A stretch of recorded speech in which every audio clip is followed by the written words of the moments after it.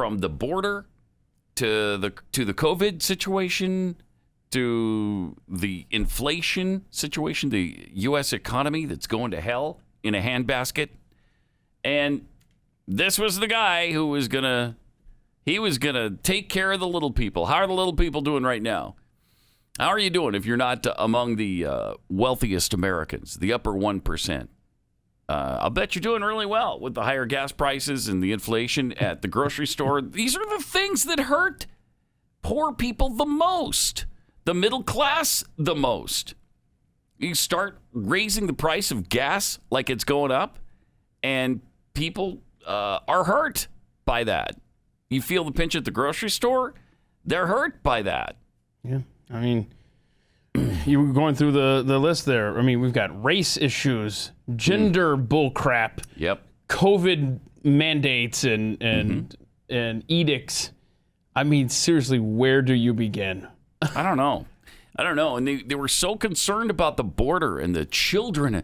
The children, it's for the children. Oh, the children are suffering at the border. I can't believe it. The children, they don't give a rat's anus about the children. Conditions for the migrant children at the border right now, more than 4,500 migrant children, mostly teenage boys, at Fort Bliss in Texas. So this is just at Fort Bliss. They've got, somebody just went into it and went into their enormous tents that are unsanitary. They're filthy.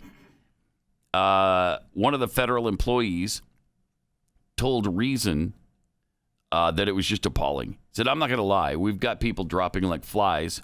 It's talking about the employees. They're leaving in droves because it's just not something that they're used to. This facility is growing so fast, and we're getting kids on a daily basis. We don't have enough staff to maintain. But keep in mind, there's no crisis here. This isn't a crisis at all. He said, I've been into one dorm one time, and I was like, yeah, I'm not going back there. They're filthy. They're dirty. There's food on the floor. There's wet spots all over the place. The beds are dirty. I don't know what's going on or who's responsible for ensuring that dorms need to be clean, but we all need to be responsible for telling the minors to clean up after themselves. We have already caught staff with minors inappropriately. Oh, God. Is that okay with you guys? He asked rhetorically. I hope not. We have also caught minors with minors, which is, we've got teenagers in this shelter.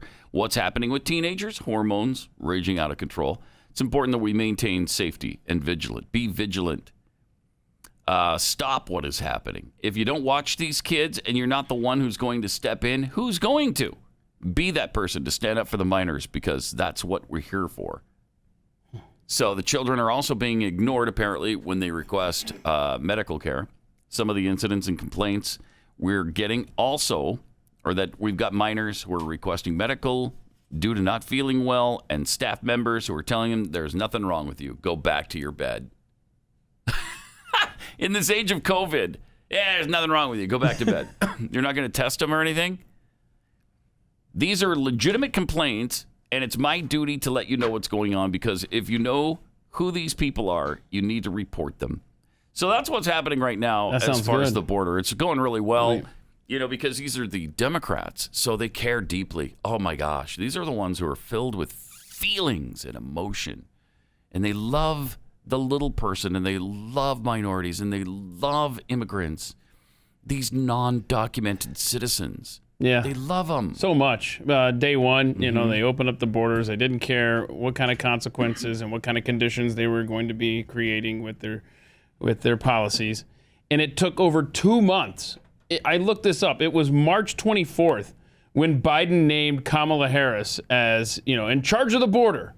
March 24th. So it took them over 2 months to realize that they created a nightmare. And now we are 64 days later. Harris has not yet visited the border. Still, yeah. They're not interested in the border. Do you see AOC crying about this on video? I haven't seen it lately. That's all they talked about in the early years of Trump, was how terrible his treatment was of these unaccompanied children at the border. That's all we heard. Torn out of the arms of their mothers. Over and over and over again. they bellyached about it. Now they couldn't care less. They could not care less. I mean, you know that this is who they are, but then you see it in action, and it's still kind of hard to believe. It's stunning.